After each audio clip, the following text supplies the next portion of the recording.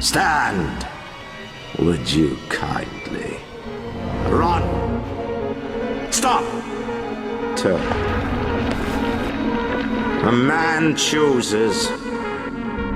A slave obeys.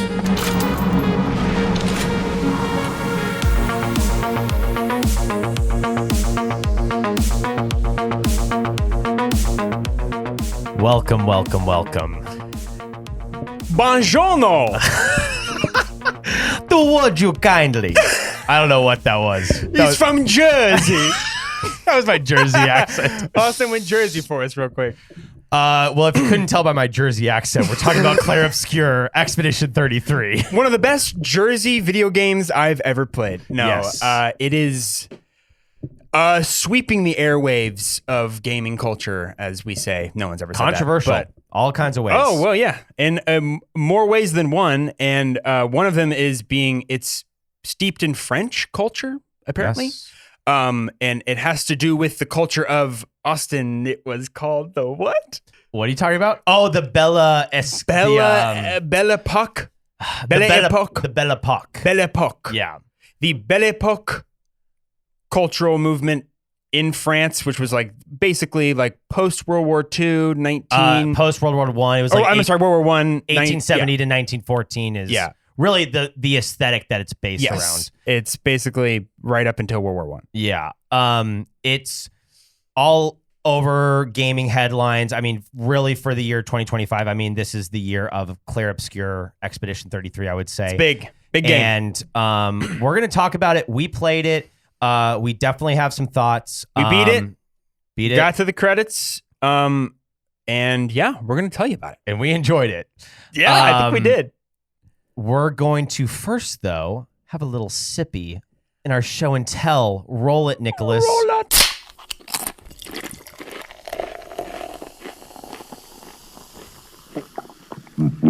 Okay, so tonight we have a special edition drink. This thing Whoa. is only around at certain periods of your time. No. Of your time? Of your time. Your specific time. I know what I said. Your specific time on Earth. This is only around at certain times. You can't just buy this all the time. Sprite, zero sugar, winter spiced cranberry. Whoa. I have never heard of this. I haven't either. I like a zero sugar, actually. So this sounds good. And I love Sprite. This seems like up my alley. I think I'm going to love it personally. I'm curious of your thoughts because you're not a big sugar guy. Well, when things get too sugary, I seem to get off that boat or train or whatever the metaphor is. Because it gives me a headache, man, after a minute. And I just can't. It makes it just... Too much sugar, it starts to get into that realm of like, is this cough medicine-y kind of like almost, it's just intense. I can't do it. How is it? I think it's great. But you like the sugary stuff. Oh my God. Nick's cringing. Well, Austin smashed mine on the table before he handed it to me, so it was a little fizzed up. You know what it is for me? It reminds me of like a winter cocktail. Which is a good thing, but like I just wasn't expecting cocktail. That is interesting. Okay. It tastes like a whiskey. It tastes like a whiskey cran cocktail or something. Here comes the rant. I hate aspartame. Anything with zero sugar has aspartame in it. Right. Yeah, my wife hates it too. And so you can if you taste that. give me anything that is zero sugar that is supposed to have sugar in it, I can taste the aspartame immediately. Yeah, it is right. And for me, it actually tastes like cough medicine. Not in like it kind of reminds me of cough medicine. It tastes like I'm taking a sip of cough medicine. So it's I love. heinous. I know, which is weird. And this does taste like cough medicine. I love cough medicine. I will not finish this, and I don't want this. I'll take it home. There's not even caffeine in it. We'll take it. There's not even caffeine in it because it's Sprite, because there's no caffeine. So you're not even getting anything. There's no sugar, so you're not getting any of that. It's so nothing. What is in it? Let's go ahead and take a look. We got a lot of sodium. We've got zero carbs, great. Zero sugars, obviously. There's aspartame. Right. Who knows what aspartame does to your body? We're not going to talk about that. You have like a personal, you like hate this drink. Oh, I hate aspartame, baby. And guess what's right there? Yeah, it's at the bottom. How do you spell It's it? the second to last one. Aspartame. What does that spell? Aspartame. Spells ass. Go kick rocks, aspartame. It's for guys who like to eat ass. Well, it tastes just like it, so I'll go ahead and give this a 1. This is the first half star. I've never seen Quentin hate a drink that much, I think. Well, it's in my... I need that water. It's in my mouth. All I taste right now is just what I could only describe as like when you're sick as a kid and your mom's like, here's this blue liquid in a little tiny cup and you slurp it up. Thank you, Mama. That's what I say. My God, what'd you put in this one again? This is giving worse than Fresca. Like it's a Fresca, but worse. Oh, honestly, it is a little too sweet, I would say. Yeah, it's a little There's too a sweet. tiny like... Wow, that's a lot. I'm giving this like a 5 it's out of 10. syrupy. It's kind of out of 5. What do you give it out of 5? The stars. Remember, 5 that's stars. what we've been doing, God. doggy. Come on. I did a 0.5, which There's to me no is way the lowest. that we've been doing. Hold on, pause. The ratings are definitely out of 10. No, they're out of 5. Okay, yeah. sorry, I'm right. I'm totally wrong. I Okay. can promise you. All right, I'm gonna give it a 2.5. Okay. 2.5. Which is my second to lowest rating. That would tie it with Propel. This is worse than Propel. I'm giving it a 2. Okay. This is officially a 2 on my end. Great. You know what? I will give it a 3 because I would typically like this because I like the cough syrupy, but honestly, the more I'm drinking, I'm like, it's just like kind of rich. Mm-hmm. It is like, it's I'll a ask lot. you, what's your favorite? What's your favorite? By the way, God bless you. What's your favorite diet drink? You want to ask that again? What is your favorite diet drink? Because I know you don't mind the aspartame. You don't mind anything that cuts the sugar Probably out. Diet Coke. I just love a Diet Coke. Everyone loves a Diet Coke. with Everybody loves a Diet lemon. Coke. I think Makes Diet my Coke's spine shiver. I think Diet Dr. Pepper is good. But I like the Dr. Pepper Zero okay, stuff. Diet Dr. Pepper is not great. That was one shout out. My mom loved Diet Dr. Pepper. That's how I got into Dr. Pepper. I don't like it. Dr. Pepper 10 is the 10 ingredients. It's the closest. No, it's not 10 ingredients. It's 10 calories, 10 grams of sugar. It's 10 of all the stuff you're trying to cut out. It's 10. It's only grams. Doctor, it's pepper, and it's water. No, it's only 10 of all the stuff that is bad for you. That makes sense. And it's the one that was advertised as like, this is the Diet Dr. Pepper for boys. And it's like, oh, it's so stupid. That actually tasted really good. But besides that, all diet everything. Boo. Well, we're not a soda podcast, but I will say I could go off. We could go off on soda, honestly. We could have a whole soda thing. Yeah, damn conversation about that. Let's get into our main topic, though. Let's roll the trailer.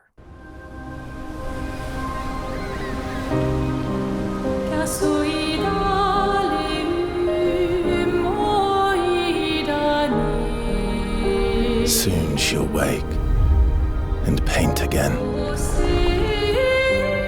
Paint a new number, ticking down every year. One stroke, and everyone of that age vanishes into nothingness. Every year she paints again, and every year an expedition departs for the continent with one hopeless mission: destroy the paintress so she can never paint death again.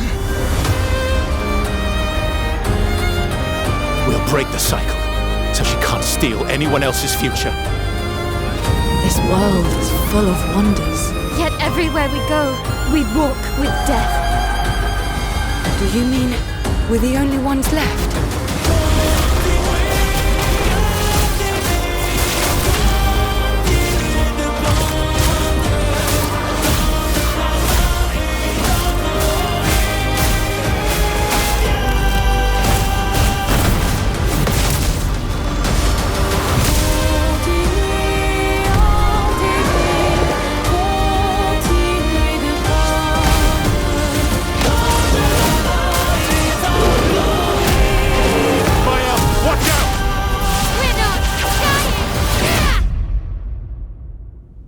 Even if we fail, we lay the trail for those who will come after.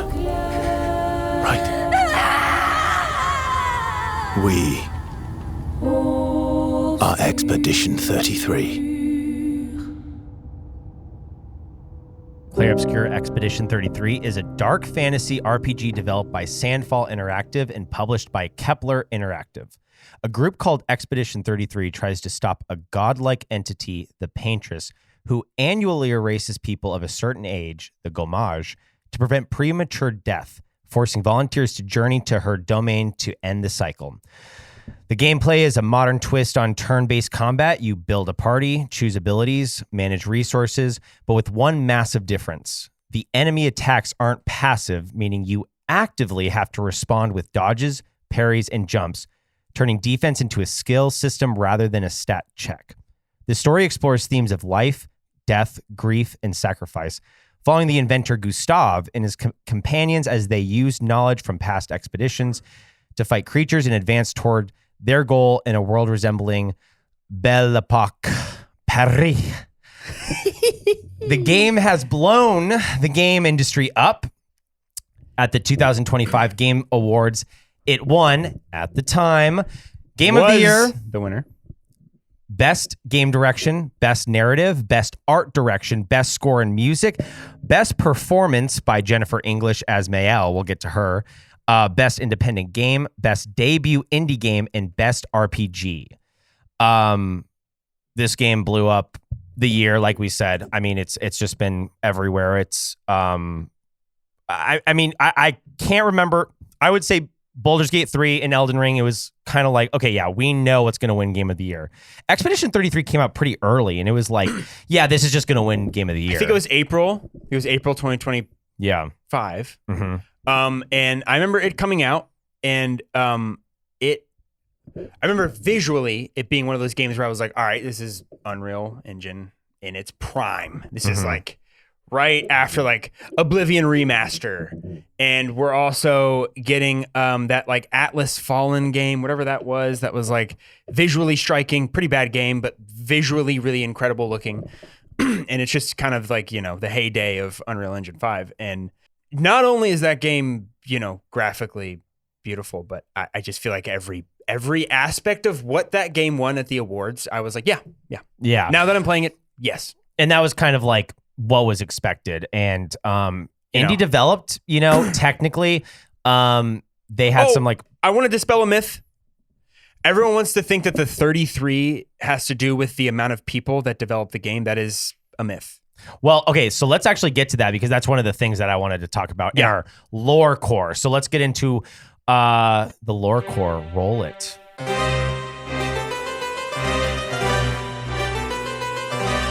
Okay, so a couple interesting facts. So you just mentioned the 33 thing. The 33 gimmick though was kind of a weird like thing. March 22nd, 2025, the game went gold, which is 33 days before it released on April 24th, 2025. The studio really leaned into the 33 as a kind of a recurring motif, and there was things like 3.3 million sold in 33 days. That was another thing, was like there was 33 developers, which was like, no, that's not true. But it was a small team. It really was a small tiny team. No, I mean, with under 100, maybe like at its most, which, you know, they would, you know, there were certain things that they would have to outsource. So, you know, the core team was like anywhere from 30 to 35 people. So that rumor, I understand where it came from, but there's no real levity to it because the game got up to a point where it was like, you know, 60 to 75 people working on it at a time. So that wouldn't really be the case, but tiny team. I mean, under 100 people. Like Destiny 2 was made by like all of Bungie, you know. Yeah. They've made the same Madden game for 25 years, and they have a studio of like 1 billion people. That's so many people. It's like half of India that work for actually, EA. we might be wrong on that. I think the Madden team is pretty small. But yet they make $1 billion. They make a lot of money. Anyway, they could make a bigger team. Mm-hmm. And look what they did with Clair Obscur. Yeah. This game is deep. It's rich. It's got everything you want. It's voice acted well. It's produced well. The story lines up. The graphics are amazing. Characters are amazing. I don't know of a spot where it really goes wrong so far. Well, and also, we can't not talk about some of the fallout that became part of its legacy, and maybe you can kind of go into this, Quentin. Yeah. The AI texture, it was disqualified by the Indie Game Awards after a controversial, and also the Game Awards. It had some generative AI textures. And that's a big part of this because so much, and I think the annoying thing about it, and I have some gripes with just like more the fan base of this game where it's like, this is the greatest game ever. Yeah, I hear you. And it's like, it was so built up. And when I heard about the AI thing, I was like, haha, yeah. And it's also like, oh, it was a texture. It wasn't like an entire like chapter of the storybook that was written for it. It wasn't like they outsourced anything to AI for the creative aspect. It was like, all right, we want this texture to just look like oozy. And by the way, it was a placeholder for something they replaced it with later. They just didn't take it out of the game's code. It wasn't even a front-facing thing that you would see playing the game. Wow. Swear to God. It's so minimal, like it's kind of ridiculous. It does break the terms that they signed up for when putting the game up for Game of the Year was, hey, does your game have any AI in it? Because if it does, it's immediately disqualified. And they went, no, it doesn't, because it actually doesn't. But technically, it does. What if last year when the Eagles won the Super Bowl, they're like, Lane Johnson does steroids, so like we're giving like one player? No, no. I mean, literally, that is exact. It'd be like, it would be like, Jalen Hurts missed like a like mandatory team meeting at the beginning or some sort of thing. Yeah, like steroids. It would be steroids. Like Saquon Barkley did cocaine one time on the second quarter of the Panthers game. That's basically like what this is like it's one thing, and you're taking. And he wasn't even playing. He was actually injured. And you're taking away the entire legacy of this game as the Game Awards. By the way, Saquon Barkley does not do cocaine, and neither does Lane Johnson do steroids. So let's just get that out of everyone's mind right now. Yeah, they don't. I hope you who are watching the video know they don't.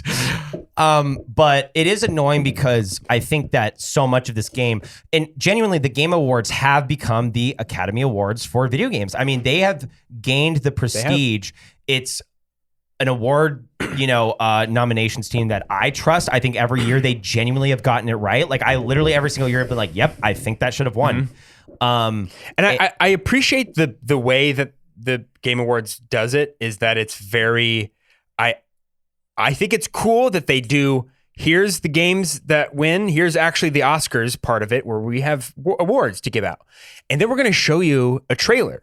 We're going to do a world premiere. That's what it's becoming now. It's what used to be the video game. I mean, you would have all of it. You'd have E3. You'd have PAX East, PAX West. You'd have E3 was the big one. E3 was. This is now the new E3 is the Game Awards. Game Awards is basically where you get to see all, and then you have the Xbox showcase and stuff like that. But that's specific to houses. This is for all games. Everyone can come together. Indie games can show their games off and also win awards. I mean, shout out Blueprints, who took the second place prize, technically now is the game of the year for the Game Awards because they had to posthumously give it the award after, or whatever, however you want to say it. Or whatever. It's technically not first place, but I mean, me and my wife are currently playing Blueprints. And I can't think of a game that is built better from the ground up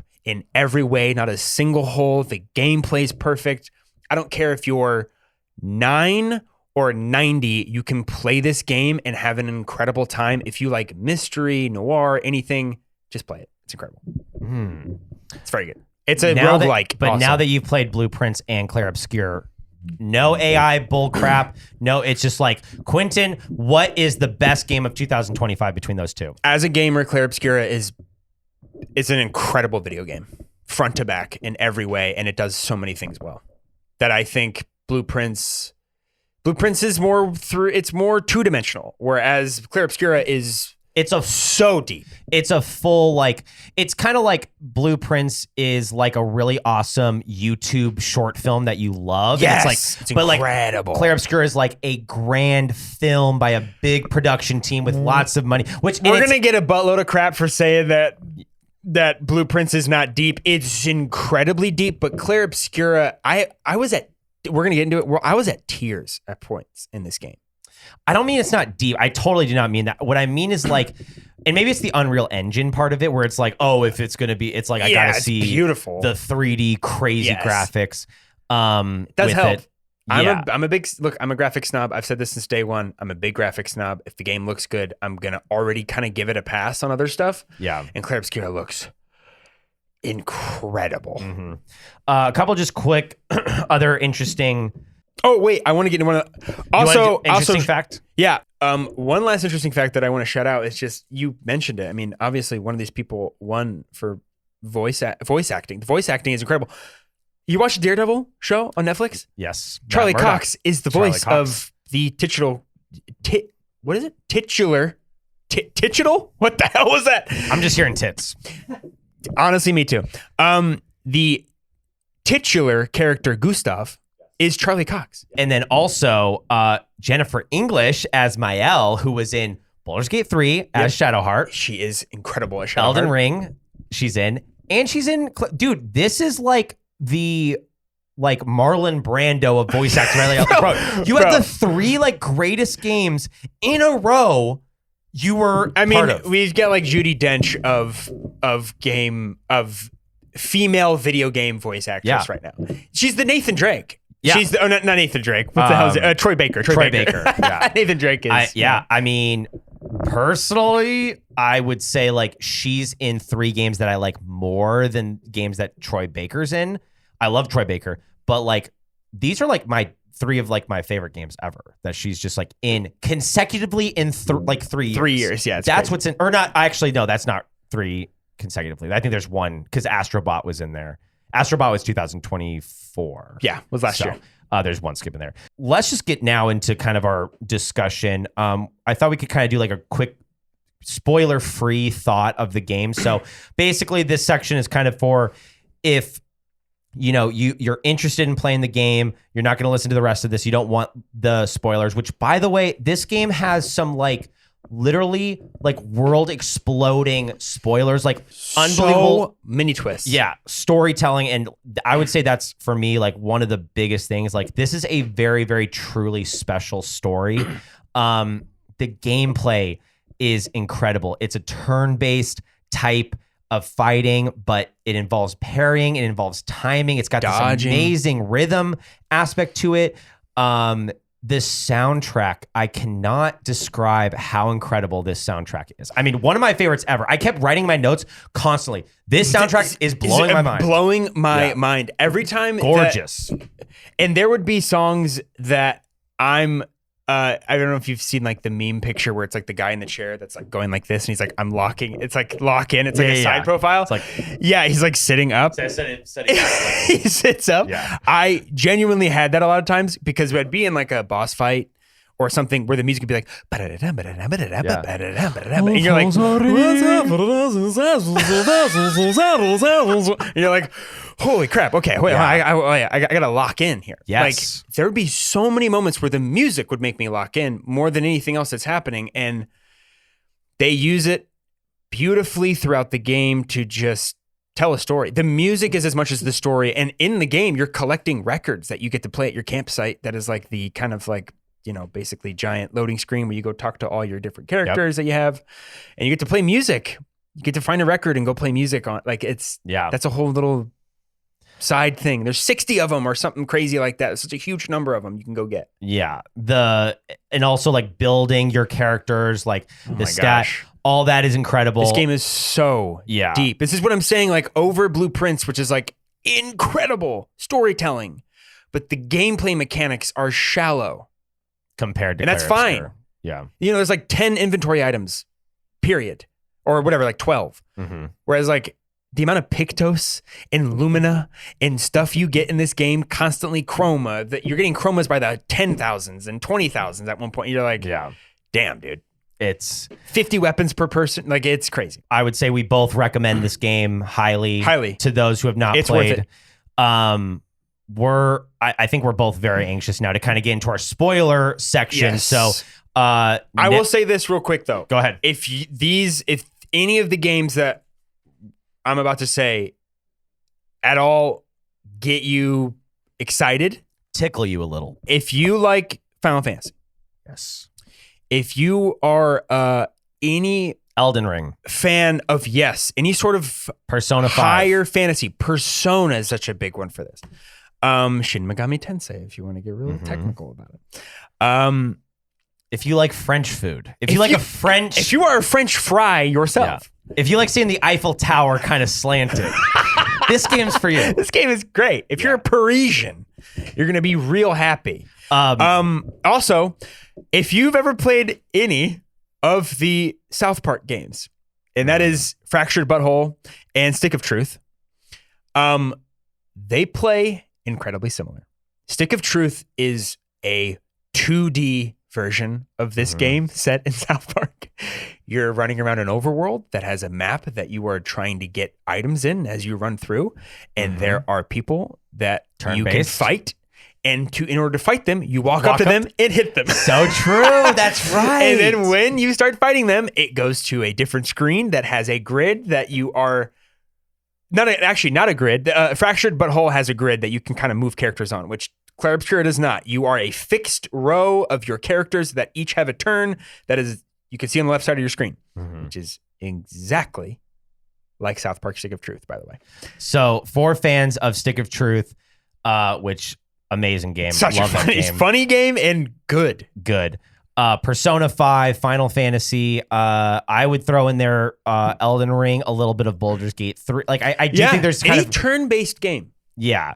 The monsters, like there's just a lot. Those are what, if you like those games, run to this immediately. I mean, this is like, to me, the most fun version of that because you can't walk away. You can't, I'm going to do my move and walk away. It's like, well, I mean, I guess you can because you can leave it on your character's person, but you got to be there so you can parry and dodge. And like, it's very interactive. The fighting, the turn-based aspect does not feel turn-based because every turn you have something to do. Even on the enemy's turn, even on your, every character you have to control. There's never a timeout. I remember back in the day when you would play Pokemon. It's 1v1 turn-based. You do something, they do something, you do something, they do something. If they do something and it does something to you, that is RNG, brother. Yeah. This game lets you get in the way of RNG. It's skill-based. Yeah. It's skill-based. Okay. Yeah. It doesn't have to be. If you miss every single dodge in the game and you're playing on the easiest difficulty, you're probably not going to die as long as you're competent to a degree, which is why I think anyone can play this game to a degree. Okay, so let's get into this is kind of the spoil version of, so if you haven't played this game, turn off now. I really want to talk about the parry since we're here though, because in Clair Obscur, dude, if you're good at parrying, you don't have to do anything else. Like you could literally just play the game parrying the whole game. By the way, and there's enemies that are like that. I only parried. Did you? Okay, I was going to ask you the same thing. I am pro, don't ever touch dodge because you got to learn to parry, brother. You got to learn. And I got towards the end, I was like, oh, I'm actually getting pretty good at this. Yes. Well, and there's certain enemies where I was like, okay, this is way too hard for me, especially the Paintress. There was dude, that was okay, I can't even try to parry this. I'm just going to dodge so I can live and then I'll parry the rest of the stuff. The only thing with parrying is like it gives you AP and it's like, God, you need that AP, need that man. AP, brother. You need it. Okay, I'm so glad we're here because there's so much to talk about.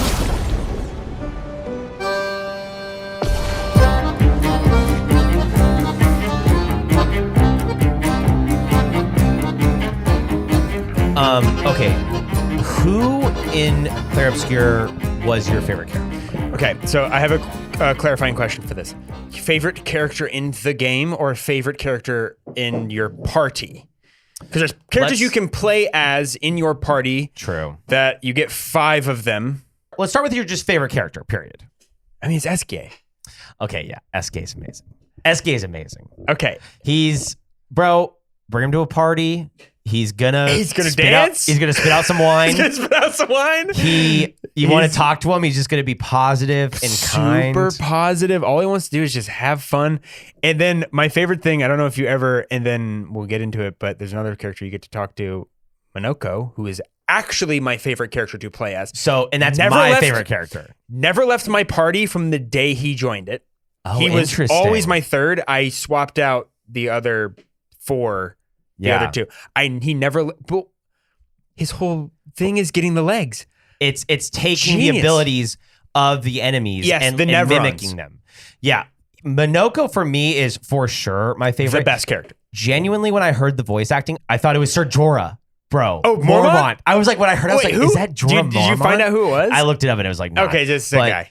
Any game where there's like a group of humans and then there's one non-human, I'm always gonna like the non. I'm like, that guy is the coolest. My favorite is that he's got like he kind of sounds like a more like grizzled like Jason Statham. He kind of has like a voice like this. He kind of talks to, and he talks to Verso, which we'll get into, and they're like really good friends. And when you're recruiting him, it's my favorite part of the game where you're talking to him and he's like, no, I won't do that again. Yeah, and Verso's like, they're gonna be a lot of fighting, and he's like, a lot of fighting, you say?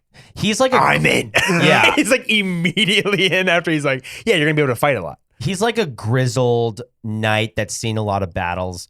And kind of dumb, but very, very well-meaning. Yeah. I wouldn't say he's that dumb. SKA is a little... But SKA is also the most powerful being in the whole universe. Bro, imagine it's good to have a friend who's the most powerful being in the universe and his best friends are rocks. So like he ain't gonna hurt you, bro. Like it's cool. No, bro, he's one of the good ones. Yeah. Since we're here, let's talk about kind of the Gustav Verso thing. So obviously in the game, you start as Gustav.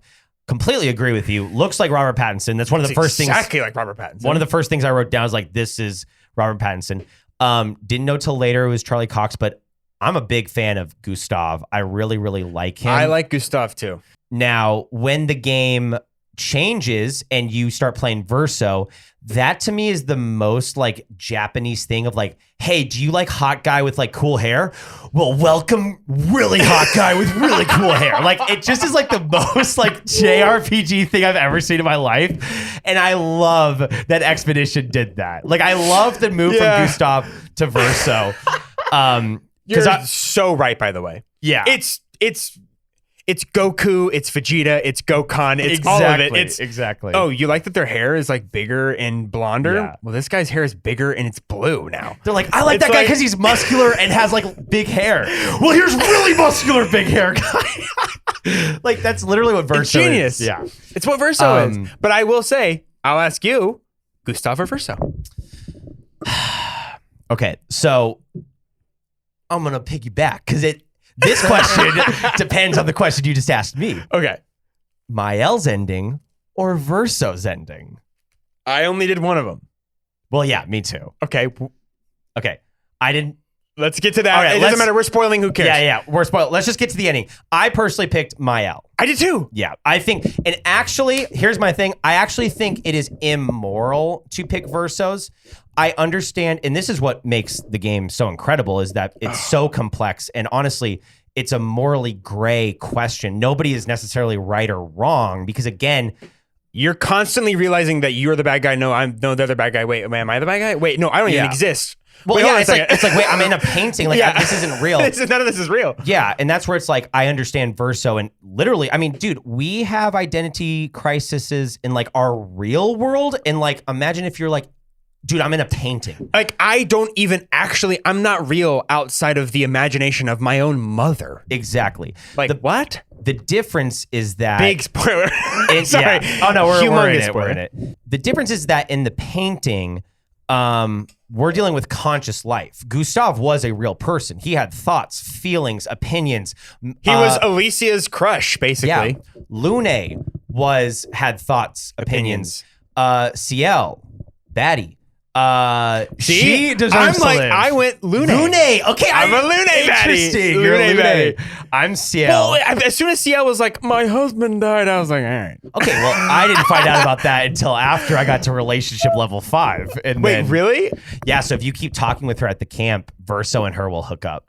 I mean, you don't see anything, but it's like they go off and like. As soon as it was like, because I knew about the like relationship stuff. Yeah. And I knew that I had heard about that it was the two, not Mael, it was the two other ones. Yeah. And so as soon Well, I as would hope not. I know. And then you realize like, oh, Mael's like 16. You're like, hey. Yeah. No, genuinely, I was already gunning for Lune. Mm-hmm. And then when I heard, I was like, well, there's two. And then CL was like, my husband died. I was like, oh, okay. Well. Yeah. So then I just kept going for Lune. Here's the thing, though. I love Lune so much, specifically when I'm roaming the maps, because I want to fly. Oh. Do you agree? Every time my wife came in, she'd be like, why are you playing as a girl? I was like, because her mode of transportation is cool. You don't get it. It feels amazing. Whereas everybody else is like sprinting. And she's just like hovering. Her or Monoke, because I liked being like a big giant guy who was running. I thought that was fun.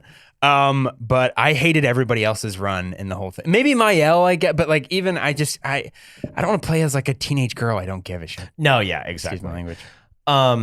Back to your question though, and the reason I asked like the Mael Verso ending, because in the Mael ending, when you saw Gustav at the ending, I was like, that was worth everything. Yes. Genuinely, when he showed up, yes. I was like, yeah, this is what I wanted. I wanted her to keep the painting. And then when Verso came on stage and started playing, Well, and then not Verso. It's like it's a mix of Renoir and Verso. I think it's basically her, Mael, as the paintress. It's her version of Verso. Because I thought the exact same thing. And do you know why it's different? Because the Verso we see is his mom's version. Exactly. And so she knows him literally from the top of his head to the bottom of his toes. Okay. So it's the exact version that they all love and know. And then when Mael has to do it, it's a weird mix of Renoir and Verso. So I think you're right. And I think it's also open to interpretation. I completely agree. That's the whole game. Yeah, I don't think it's like, this is the, but like, I think honestly that makes a lot of sense. What I understood it before was like as she like keeps creating beings, they kind of become less and less of themselves, and they're just like more of like a representation. Like it's just more of like the art getting lost in the art. And I think that's a whole other conversation where this to me is a lot like Alan Wake, where I feel like this is Did you play the first one? Yes, I played both. This to me is a story about the developers. Yes. It's about getting lost in your art and escaping from real life problems of grief. So I haven't played Alan Wake 2. Yeah. Well, don't worry about that. It's just okay. In the sense of like you could play Alan Wake 2 and Clair Obscur, and they're both about like the developers really. It's like it's a story, yes, but it's like when the art is like talking about itself and the artist. It's meta. It's very meta. It's like super. And dude, I think they did it in an incredible way. Like I think they hit it out of the park. In the epilogue, when you become Alicia and you realize it's Mael and that's that girl you've been seeing the entire time. I have a nitpick with that. I don't like, why is it epilogue and then act 3? That just annoys me. Don't do that. Don't have any of it. Just don't even have sections. Just like, if you're going to play. Just black slate cut. Yeah, agree. Just give me. Totally agree. Don't be like, just kidding, Act 3. I'm like, I figured there was an Act 3 after post game. Yeah, I didn't like that. Nobody likes a post game hang. I want to go home. It's 1 a.m. I want to go home. It's like the post credit crap. It's like I just want to know when the story is and when it's done. Not. So if you're telling me epilogue, I'm like, okay, well, I'm at the end, and it's like, it's fine, whatever. It's just like it's a creative choice that is very nitpicky, and that's fine. Yeah. Are you Verso or Gustav? I'm Gustav over Verso. So I think I still Verso though. I think Verso's he's cooler, but when he came in, I liked Gustav's kind of like he's a bit in over his head. But he tries his best, and he just is a good guy. He's more relatable. He's incredibly relatable. Whereas Verso's like I'm a mysterious, cool, sick dude who's immortal. He's Aragorn. You're like, yeah, you're a tortured soul and you're hot. Brother, you just cooked. Verso is Aragorn. Gustav is Boromir. Oh my God! We just did it! I just got chills. You're 100% right, and you have convinced me that Gustav is better. You literally have convinced me. Gustav is better, and not in. Okay, I'm not saying Boromir is better than Aragorn. Yeah, Boromir is not better. But than I can Aragorn. relate to Boromir. Boromir is a better character. It is way more relatable as a human. He's the most human character in Lord of the Rings, and Gustav is very, very human. I mean, he cares about. He knows, like, dude, Verso knows everything about the whole world, and he's lived for like 100 years. Gustav is like us. He's making his way through the world. He's like, I don't know what's going on. He doesn't want to die to the Gommage. That's like this whole thing. He's on the expedition. Yes. And Verso is a figment, literally, of his mother's imagination in this painting. Spoiler, big one. That's another tiny nitpick that I have with this game because for me, as like, we're getting these cutscenes, right? Actually, that's another nitpick that I have. But I don't have many nitpicks. I have a couple. I'll roll them by you. The cutscenes are a little like, you're like, all right. Yeah, let's go. I appreciate what it is, but the long distance between like cutscenes and then play, I don't like. I want to have it more interlaced. Agreed. And you know, I understand with Baldur's Gate 3, and I think there's kind of, that's where the influence comes in, is like you have your camp that you go back to. But bro, some of these, like, I was talking to everybody, and like some of these cutscenes, it's like, this is taking a long time. Mm-hmm. I want to play. I'm playing a video game to play. For real. And it just felt like a lot. That was one of my nitpicks. Another one is just towards the end, Mael not being like, what is going on, Verso? Like, bro, we are camping for 4 days, and you're like, you're the chosen one. And Mael's just like, whatever he said, he just like keeps like insinuating that there's something going on, and she doesn't press him ever. No, she really doesn't ask any questions. And okay, I have a theory on this. Okay. I think she's so scared to lose her new Gustav. She is just enamored by Verso because she's scared to know the truth. I think there's a part of that 100%. I think there is something deep within Mael that is Alicia that is like clawing at the surface because they are the same person. That's yes. But Mael is what Aileen, the mom, created as to be the new Alicia because Alicia is disfigured. Yes, and can't speak. Because she was in a fire that killed at real Verso. It's dude, and I mean, that just reminds me. Like, you played the game. This all makes sense. Yeah, I mean, I feel so bad even like nitpicking this because I think to me like even that the story is just like so good. It is so well made. It is so well written. It reminds me so much of Attack on Titan in the sense of like, holy shit! Have you watched Attack on Titan? Excuse my language again. That is insane. Have you watched Attack on Titan? You nailed it. Yes. Okay, because Attack on Titan is the perfect, this is the world you think it is, and as it progresses, it's like, oh, we are not in this world at all. Like, or the Matrix. It's like the Matrix. It's like, you think you're in this, and it's like, this is completely different. Very different. One of the best, actually, I would say for that aspect specifically, it is the greatest of that with video games. It's up there with like, Would You Kindly with BioShock. I agree. It's like, okay. Straight up, for me, when I realized this game was legit was when Gustav died. Yeah. And I was like, what the? Dude, he just looks back at her and he's the bloodshot eyes. Dude, like, the blood splattered on Mael. I was like, cinema. Literal cinema. Scorsese. Your father figure dies in front of you and you have your blood on your face. Cinema. Bro, it really was. I was like, I went, whoa, this game is doing it. This game is achieving what I did not think this game would achieve. Just like Attack on Titan with Aaron at one point. Yeah. We're not going to spoil Attack on Titan and Clair Obscur in the same episode. Well, yeah. And I'm not even finished with Attack on Titan. I got one season left. Real quick. Let's just hit a couple. Let's hit a lightning round. Yeah, let's do some fun questions. Who would you want to direct a live action remake of this movie? Ready? Yeah. Denis Villeneuve. We did it! Did it again. Perfect. Amazing. I said maybe he did Blade Runner so well. He could do this. I said maybe Christopher Nolan with like the Interstellar and kind of like he would make it too. He wouldn't explain enough. And he would make it too confusing, and we couldn't hear it in the theaters. They would be the. I only use lav mics. I only use lav mics. It's a dream. It's the Interstellar. It's too much. Denis Villeneuve, whatever you say. Denis Villeneuve. He's also French. Yeah. He would do this. Oh my, he would I'm like, it was born for him to make this. To do. He did Dune. He did Blade Runner. He's done it. He's done all the stuff that's like adjacent to a French weird. I don't even know what to call it, sci-fi or fantasy or just high concept, abstract. It is like science fantasy, honestly, and that's kind of like It's kind of like Star Wars too, where it's kind of a mixture of fantasy and sci-fi. Yeah. It's a little bit more sci-fi, I would say. But yeah, I mean, he would crush it. Yeah. Artistic sci-fi. Who is your main three? Like your top? Yeah, I was gonna ask you this question. Okay, this was, and shout out. I'm an ally, I guess. I was Minoko, Lune, and Seal. Yep. Almost every time. Same. I had the exact same. I will say towards the end of the game, I started to rely heavily on Mael and Lune because of fire, bro.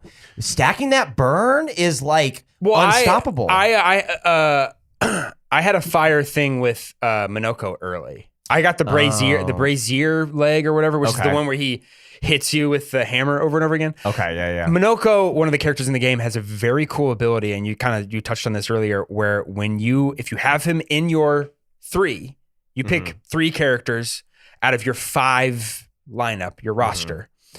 You have a 3 starting lineup and 2 bench. Yeah. And you basically pick 3 of your characters. And for me, Minoko, from the moment he joined, never left my party. Yeah. He's great. But when you fight stuff, he gets the ability of the thing you just fought. Yeah. The first time you fight it. I mean, that's another amazing praise for the game is like each character really has like very original abilities and they're well balanced. So different. They're so different. I will say though, Gustav's abilities, I love the arm thing, the charging up the lightning. So sick. And Verso's, I didn't care for. Bro, okay. But I never dodged.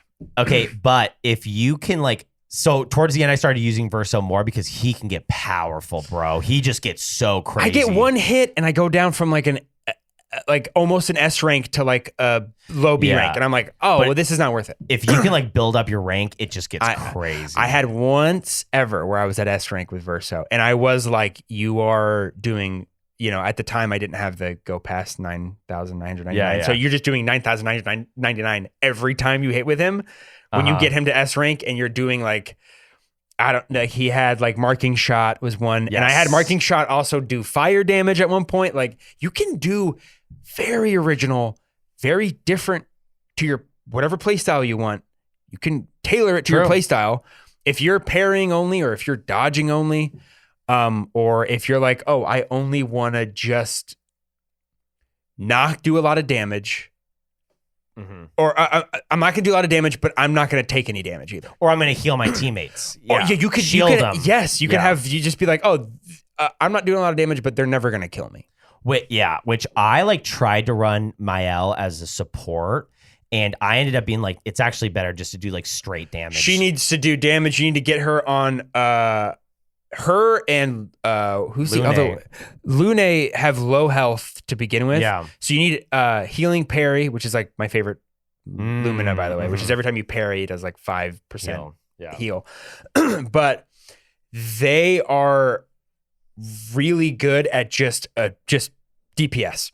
As soon as you can just do their highest AP ability, just do it. Yeah. Just do it over and over again.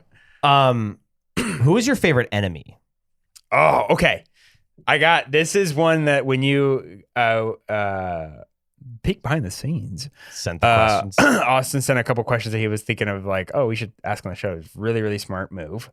I put the Contortioniste, which is he's the marionette doll that's on his hands and he's doing a spider crawl. He's huge. Oh, yes. He scared the living daylights out of me the first time he showed up. Bro, that's such a great enemy. Great one. And when I first saw him, I was like, this is cool. I think this is freaking cool. Yeah. You fight him a couple times, right? Oh, yeah. Then he gets to the point where you're fighting him in when you're fighting at the end of the game, when you're doing the siege on Lumiere, the core of Lumiere, and he's all broken and there's that eyeball coming out of his chest. I was like, okay, they made him even cooler. Yeah. That's when I was when you just said a second ago, Elden Ring or any From Software game, if you like the enemies in those games, you are going to immediately be on board for everything you fight in this game. That is where I would say that a slight knock on Clair Obscur. Coming from, I am a From Software diehard. I would literally take a bullet for Kojima. Mm-hmm. Not Kojima. Miyazaki. Sorry. Take a bullet for Miyazaki. Every time. I think a lot of the monster design is like very, very heavily influenced by Dark Souls. And I was like watching like some YouTubers are like, I don't know why people say it's like influenced by Dark Souls. I was like, bro, there are moments, there are scenes, there are enemies. I'm All like, the faces this is everywhere? literally From Software. Yeah. And again, it's fine. Clair Obscur like kind of wears some of its influences right on itself, which is fine. I think that's great.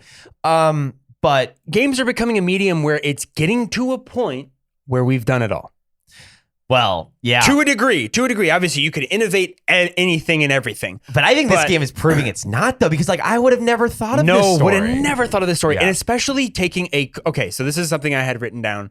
I think this is a game that made me appreciate a culture that I didn't really know was like really there. Mm-hmm. Especially being like being steeped in French culture, and then also like I certain learned names. You're just learning French while you go through the game a lot, like the gommage and like all of this stuff, Esquier, and like these cool names that like, oh yeah, I'm gonna name a dog or a cat that I have later in my life. Esquier is such a good name. So true. Yeah, it really is not, especially for video games and fantasy. Like, who would have thought a French fantasy sci-fi video game? And that's really what it is. It's exactly what it is. It's about painting. It's about like there's just so many family. It's about drama. It's literally about Thanksgiving.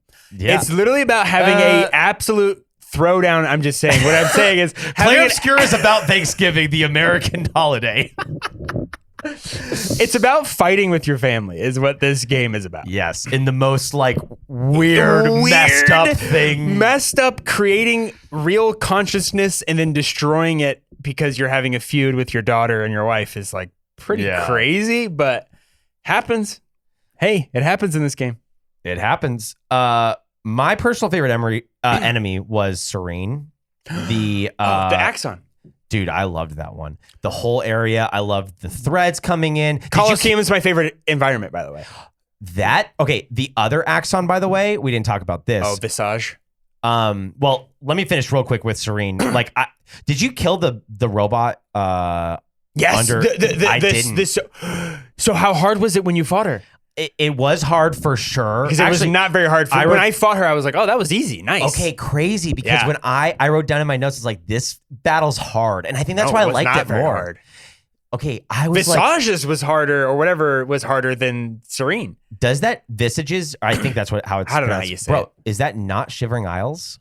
Like, there's just faces everywhere. Yeah. Then it's also like, oh, there's a happy side and a mad side. Yes. And, dude, when I was first going through that, and then, the steward at first, when you realize that like, oh no, it's actually, that was one of my other twists of the game. Mm-hmm. So you fight the big Axon that doesn't have a name. That's just all the faces. Yeah. And then you fight the real Axon, which is the steward guy that you meet at the beginning. Yes. I thought that was so freaking cool, dude. I was like, yeah. And then you get a second boss fight that's like just as hard, but not too much harder. But Visage is, or however you say it, Visage. Yeah, Visages. I don't even know. They don't, their G's are pronounced weird. Well, also, I don't even think they ever pronounce it. It's just no, they never say it. Yeah. You just see it. Yeah. On the screen. But yeah, the Axons were so cool. I appreciated that so much. Dude. Coliseum. Such a cool area. You're like on these weird rafts that float around that have this guy in the middle that just has his head up and you crack his head back and then he flies around. It's just like, it's so creative, weird, but all makes sense. In what you're doing.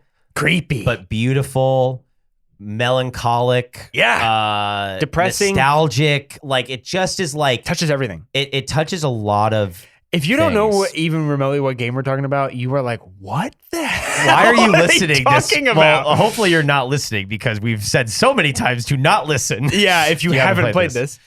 Okay, I thought I could real quick before I get to our kind of like final review. Unless, did you have any other questions you want to throw out? I would say, what's your favorite What was your favorite Coliseum as well? So the environment. Okay, I was wondering. I wrote that down. I was like, the undersea coral or whatever, the first place you walk into with like the whale and stuff coming through. Honestly, that was when I was like, this game is amazing.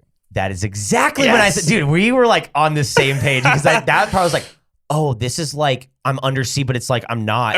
I'm breathing air. So cool. But there's water up there. That is literally my favorite. Yeah. That was honorable mention. But when I went in the Coliseum, I like a nice like light brown like lighting too, and the whole thing was lit well.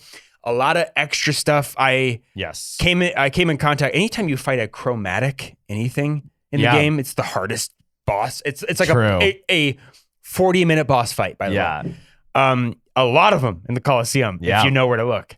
And that's my other favorite part about this game. Every area has a offshoot that you have to look for. And then you see this little spot where you're like, oh, I can go down there. And then you walk down. And then it's just this whole other area with enemies. And then there's a mime that you have to only parry so you can get the outfit. God. I couldn't do that stupid. Well, no, I did the mime. I got to a point where I did multiple mimes. You have to realize because their attacks are super It's simple. the same thing. You just have to, it's just like fast. It's like parry. Boom, boom, the hammer. But once you get it, like you understand, it's like, but they take 25 minutes to fight. Yeah. Every single time. Another, just throwing out a couple other ones out there. Forgotten Battlefield, I thought was awesome. So cool with all this the dead expeditioners everywhere, all the pikes in the ground. The manor, very Resident Evil 4. Wow. It's like, whoa, you know, you're so right. It's also Resident Evil 1. Yeah. Oh, coded. actually, it's actually way more Resident Evil 1. Way 100%. more Resident Evil 1. It's this creepy mansion. That is your home. Yeah. And every time I was walking into it, does it switch you to Mael? I think it, because for some reason I'm always I'm running through it as Mael, or I'm never running through it as Lune, and I run through the whole world as Lune. Yeah, I feel like it switches you weirdly. I don't remember, but that is so cool that it ends up becoming the home that you grew up in. Yeah, it's sick. Yeah, no. So I'm just gonna throw out some games that I wrote down, and I'm just gonna say Clair Obscur or this game, and I want us to kind of both. We'll just answer. So start here. Clair Obscur or Oblivion? Oblivion. For you, yeah. Yeah. For you?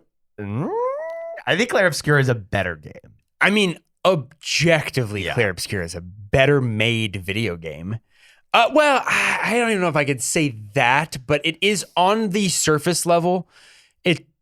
Oblivion at this point we're talking very hard to compare. It's we're not talking a fair vanilla. comparison. We're talking vanilla. True. If we're talking remaster, it's actually Oblivion to me by kind of a mile, because now it looks like Clair Obscur because it's the same engine. Yeah, I think just because of and maybe because the fantasy thing has been done so much, but of course it's my favorite. But Oblivion was like one of the OGs from the OG of fantasy video games. But Clair Obscur has done things I've never seen. Agreed. And totally I could never even dream of combining. And that's where, if I'm on an island and it's like, God's game? like, you only get Oblivion or Clair Obscur, I'm going to have a lot more fun pairing than glitching halfway through the game. But Oblivion's one of your favorite games. It's like I can't. At that point, it's like, okay, so Clair Obscur is my favorite game that's ever been. It's like one of my top 3. It's Mount Rushmore now. Yeah. Clair Obscur or Donkey Kong Bonanza, which I'm going to answer that one. You should answer that one. I played both. I played 20 minutes of it. I actually played both at the same time. I think Clair Obscur is by far better than Donkey Kong Bonanza. You told me something interesting when you were playing, which was you got bored. I've got a little bored of Donkey Kong Bonanza. Yeah, I think it's pretty repetitive. It feels good for sure. I've heard similar things. But yeah, I'm just I'm kind of doing the same thing. I'm punching these rocks. So, and that's the opposite of Clair Obscur where, and again, this is a Nintendo game. This is made for children, whereas Clair Obscur is more for adults. Yeah, and I would say it's not made for children. Yeah, Clair Obscur is I'm sitting forward for some of these battles. There's a difficulty level, and that's where it was engaging in the story. This dude's after bananas, you know, and the girl's holding on to the back of his, hair. So it's but Clair Obscur, there's just no way I could explain the story in 5 sentences. It's brother, you have tell me the whole story. It's you got to sit down and I'll tell you for an hour. Well, do you know French at all? Okay, have you heard of France? I'll start there. Clair Obscur or BioShock? I mean, BioShock. I mean, I like it better. I mean, what we're talking about is like, it's okay. I don't even like this movie that much, but it is like, it's like, all right, Citizen Kane or Marty Supreme. And you're like, yeah, it's like, I mean, Citizen Kane started what we know as modern cinema, basically, but Marty Supreme is definitely a better made game and a better made movie. I don't know. No, BioShock, but like, I don't mean Citizen Kane. Gone with the Wind. It'd be like Gone with the Wind or whatever came out this year that was a long epic movie that, you know, is up for an Oscar. It's like they're just one in battle two after another. Exactly. It's like they're in two different that's realms. a good one. Yeah, that is actually good. It's like, I love Gone with the Wind. It's an incredible movie about a man's life. It's great. Yeah. It's from start to back. But no, one battle after the other is a better made movie. But is it better than Gone with the Wind? I don't think so. Yeah. I like BioShock more, and like I think it started a lot. Some of these I'm just going to throw out there because I think they need to be addressed because, listen, we just spent an hour praising this game. We love Clair Obscur. In my personal opinion, this game should not be in the same conversation. Well, I shouldn't say it should not be in the same conversation. That's not fair. This game is not better than Baldur's Gate 3. This game is not better than Elden Ring. I would agree. After that, I mean, if you want to say this game is better than BioShock, I think that's fair. Is this game better than Astrobot? Definitely. Good. Definitely. It's God. You just way said more that. multifaceted.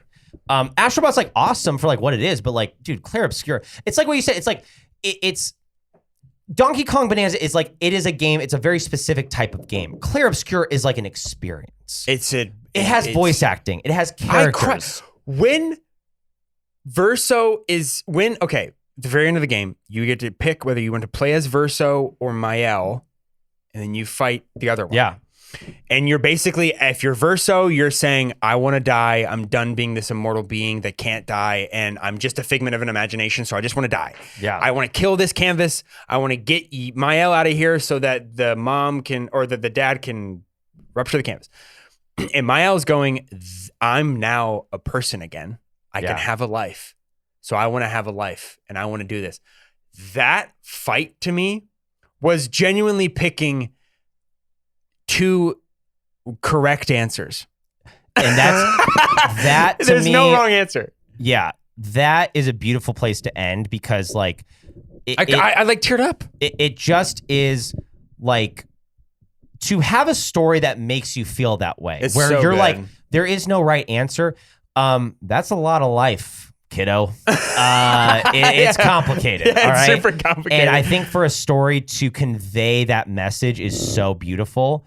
To me personally, I think this thing has a couple issues. I think the graphics at times don't look the absolute best. There's spots. I think roaming the maps could be better. And The so overworld is weird and janky at times, but it also is charming. I kind of like that it's this kind of like big snow globe you're in that you're just kind of moving around, especially when you get SK when he starts flying around, you're doing like, you're just, it's fun. Mm-hmm. It's not incredibly intuitive or works correctly all the time, but it is fun and I enjoy it. I enjoy the way that they did it. I think though, like, this is for sure one of the greatest games ever made. Like story wise, I can't. It just, was like, I like if it was a movie, I'd be like, yeah, it's Oscar worthy for sure. Yeah, I think it's like in the conversation, like as time progresses, it's like, oh, what's like some of the greatest games ever? Clair Obscur is going to be in that conversation The fact that this is an indie game, makes. I mean, you've got COVID happens. We've got an entire sector of Ubisoft that basically fractures off of and becomes Sandfall Interactive, right? Which is where this game came from. Yeah, and then, I mean, these are Ubisoft developers. These aren't just like a bunch of dudes that are like, yeah, let's start making a game. Yeah, which is how indie developers start, and that's why it feels like a AAA game because it does, it's like, and it did get up to like a lot of money went into it, and I think it has some of the like background stats of like a double to AAA, but you can't call a AAA game a game that was made by like 70 people. Yeah, I think that's for sure. I think that's fair. It felt to me like it was kind of, they were really pushing like, this is an indie game. This is an indie game. And then, like, as you kind of learn about it, it's like, it is. A lot went into it. It's like, it is, but like, you know, like, Christopher Nolan is like producing. Blueprints is an indie game. That is an indie game. That is a capital I indie game. Yeah, Stardew Valley. Like these are like indie one games. Person, but not that Clair Obscur is not. Yeah, and I think a lot of there's differences there. I think a lot of this like AI junk and like whatever. The controversy around it, the hype for this game was so palpable that I think has everything in our modern era. It had to be kind of suppressed a little bit. Yeah. It's like there's some issues. Good point. I think looking back in 10 years though, genuinely, I'm calling it like Clair Obscur is going to be one of those games that we talk about. The Witchers 3, the BioShocks, the Castlevania. Like it's just one of those games. And to me, it's the greatest game of 2025. I'm very excited to play Blueprints. And although I don't know if it would be in my top 10 games ever, maybe, but like it's probably a 5 out of 5 for me. Okay, so I'm gonna give you my review, and I have a anecdote that I wrote the moment the credits started rolling. Please. I just started writing. My review, 4.75 stars. Okay, you know what? I actually think that's perfect because there's like a tiny bit I don't like. 4.75 is perfect. I don't think it's 100% perfect. Mm-hmm. I think there are slight flaws to it at times, but man, you ask me what those flaws are, and I'm like, I don't know. I actually can't even tell you really exactly what the flaws were. There were just times where there were times where I thought running into the same enemy because I couldn't outrun them was annoying, and you can't really you can't run away like in Pokemon, which was kind of fun. Where you do like, oh, I'm gonna try to run away. Yeah, true. And if you couldn't, it'd be like, shoot, I gotta fight this guy. Yeah. There was none of that. It would be like end and go back to a previous save. Yep. So there were parts that I didn't love, but 4.75. It was near. I said this game is nearly perfect. Was the first thing I wrote. Mm-hmm. From character development to world building and design to the core gameplay mechanics and controls, it does not miss. Totally agree. It took a culture and atmosphere that I had no prior experience with and any desire. I don't care about France. Sorry, I never cared about France. I just always thought it was part of Europe. I like Spanish Inquisition and like the Crusades I enjoyed more than like the French Revolution. I didn't really care. But this game hooked me into its whole lore, being in France and it being Parisian and all of this stuff immediately. Besides the first 25 minutes, which I think drag tremendously, which is another. Yeah. That's another JRPG thing is like grand scenes, very long. The first 35 minutes of that game, I'm like, I'm bored. Yeah. and they are, I really appreciate that about Expedition 33. They're pulling from Dark Souls. They're pulling from Baldur's Gate. They're pulling from JRPG, like Final Fantasy and Persona. Like it's very cool. And very inspired. I think they do those things. Again, it's like the big Japanese hair. Yeah, and exactly. The long scenes. It's like, and then constantly being able to change the clothes and change like all of that. Yeah. Like that is very Japan. Yeah. That's very any of those MMOs. Or like Japan, JRPGs. I eat it up. You are a weebo, dude. For real. Proudly for years. Since you actually are a weebo. Since I got bullied in 4th grade. Well, there you have it. There is our review of Clair Obscur. We love you. See you next time. Goodbye. Buongiorno.